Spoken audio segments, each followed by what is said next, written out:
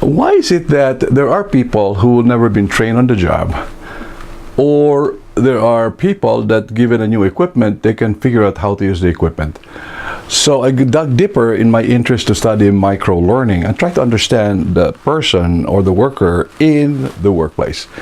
So what I discovered was that, and some research and information supports this, that the person is continuously in a diagnostic mode.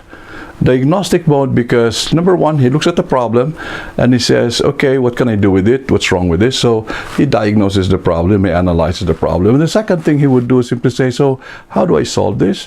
What do I know about this? And then thirdly, he says, where do I get the answer? And let me apply the answer. And the fourth question is that, how do I know that this is working? This is unconscious. It happens every time.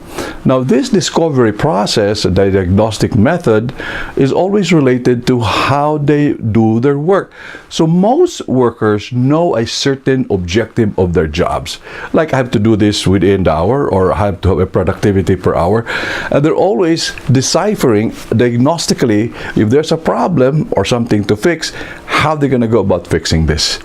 So having this constant mentality in a work environment gave me a clue that, in fact, the way we help this person is not necessarily to high grade, high fidelity, and expensive, very high quality, production quality content and hammer it down. To him, it doesn't work. What I do is I look at who and where he's looking for his information. Number one is looking for his boss. Number two is looking for his manual. Number three is looking for quick answers. What I'm simply saying is that we need to look at this diagnostic process. Defining the problem, checking out what's wrong with it, asking the question, where to find the answer, looking and applying the answer, and then checking out is working. Because these are now what you call the pivot areas where learning is happening. I don't know this, I get the information, and I do it.